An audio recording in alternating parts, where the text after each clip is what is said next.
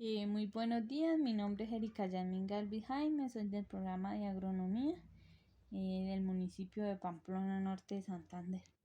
A continuación les voy a explicar la interacción del suelo con los microorganismos y las plantas. Como podemos observar, la pregunta es ¿cómo es el proceso de formación de nódulos para la mayoría de las ribóceas? Entonces, se reconocen mutuamente la planta con la ribosa y la bacteria como socios adecuadamente. Y ellos siempre tienden a tener una sociedad que es la que los une y los hace trabajar mutuamente. Esta se forma una adhesión con la bacteria y la raíz.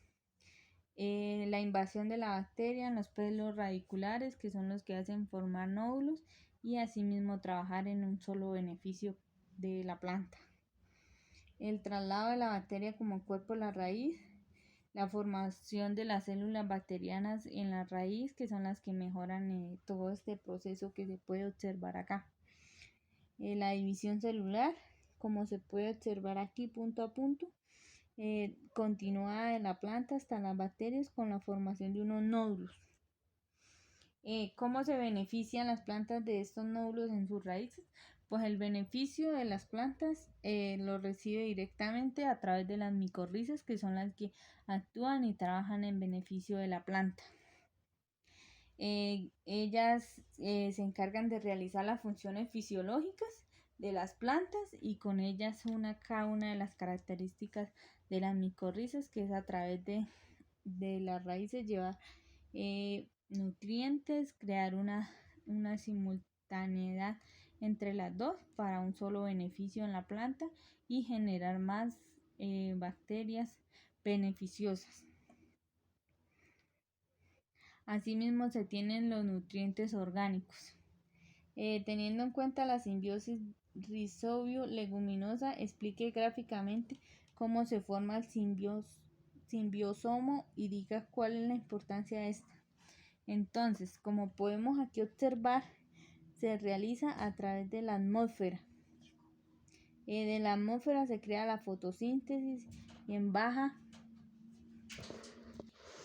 En la simbiosis de las leguminosas en los rizobios, este proceso se lleva a cabo en los suelos con pobres de nitrógeno. Entonces la habilidad que tienen para crecer, su cubierta proteica y todo lo que se forma en los nódulos. Como podemos ver, esto hace parte de la pared celular, el cordón de infección alternativa de la pared. Se establecen ribosomios, después de englobar por una membrana plasmática del huésped. ¿Cuáles son las diferencias y las semejanzas más importantes entre rizobias y Francae? Entonces, como podemos observar aquí, estas son las rizobias y estas son las Francae. Entonces, una de las características más importantes de estas dos es la capacidad de fijar nitrógeno en vivo e in vitro. Entonces, la mayoría de las cepas de Franquia, estos genes son continuos y están codificados con los cromosomas, a diferencia del rizobio, que esta es un plano grandio, un proceso de infección simbiótica en los cuales las plantas se demonizan. Entre los procesos de infección de la simbiosis, de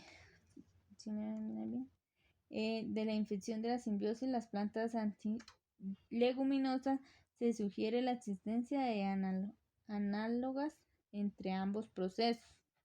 Entonces, como podemos dar conclusión a este proceso, es que la importancia de las micorrizas, que son las encargadas de llevar y fortalecer los procesos de nutrición en las plantas a través de la raíz. Muchísimas gracias. Ella es cada una de las características de las micorrizas, que es a través de las raíces llevar nutrientes, crear una simultaneidad entre las dos para un solo beneficio en la planta y generar más bacterias beneficiosas. Asimismo, se tienen los nutrientes orgánicos. Teniendo en cuenta la simbiosis rizobio-leguminosa, explique gráficamente cómo se forma el simbiosomo y diga cuál es la importancia de esta.